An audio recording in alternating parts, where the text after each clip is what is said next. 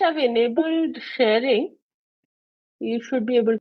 I'm Sarveshl and I'm going to be talking on the topic, the gut microbiome and its residents. So that was a slight change to my topic. Now, the microbiome is a community of microorganisms that usually live together and they are dependent on each other. And then the microbiota will consist of all the members forming the microbiome. However, almost a small portion of all the microbiota are infectious or pathogenic. So, my topic is there are many microbiomes, but I'm mostly focusing on the gut microbiome. Like almost all the places in the human body are microbiomes. So, we are just a walking microbiome. And then the human microbiome, mostly the gut microbiome, consists mostly of bacterium. Both good and bad bacteria live here. So here you can see all the good and bad bacteria. Like this division, and there is lactobacillus and many more. So to learn more about the microbiome, we need to learn a lot about bacteria. Bacteria has a simple structure and it is also a unicellular organism. Unicellular meaning it has only one cell. It consists of cell wall, plasma membrane, and DNA, ribosomes, flagella, cytoplasm, plasmid, and pili.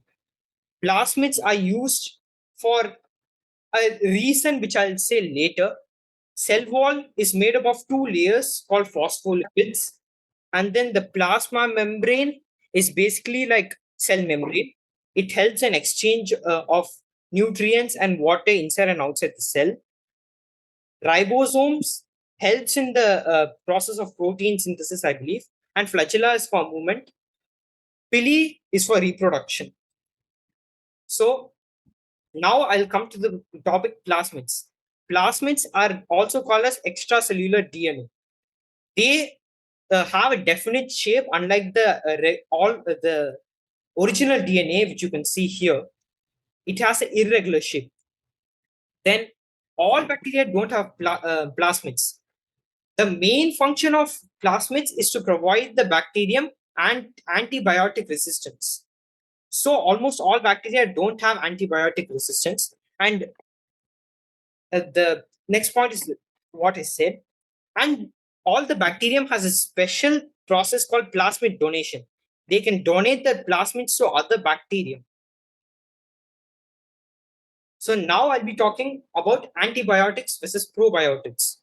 So my opinion on antibiotics is that they are bad because not only they kill the bad bacteria, they also kill the good bacteria.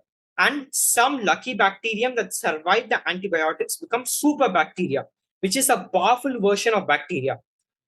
The way antibiotics and probiotics work is that they destroy the cell wall of bacterium to kill them. And then now I'll be talking about probiotics. Probiotics not only they kill the bad bacterium, they don't kill the good bacteria, and they also help the good bacteria multiply in numbers. So I think overall, probiotics are better than antibiotics. And there are also antibiotic soaps, which you should avoid. I suggest you avoiding antibiotics with soaps, and superbacteria is the one which I talked about. So more about the gut bacteria. So good bacteria help our body digest and absorb foods, and those include like folic acid, niacin, vitamin B6 and B12. These good bacteria interact with the intestinal lining to protect your body from harmful invaders. Sometimes the good bacteria think that the bad bacteria are like their friends, and then they donate the plasmids. But the bad bacteria, the next point are the bad bacteria can grow in the intestine and release toxins, and the bad bacteria can also steal the plasmids of good bacteria. They can also become antibiotic resistant and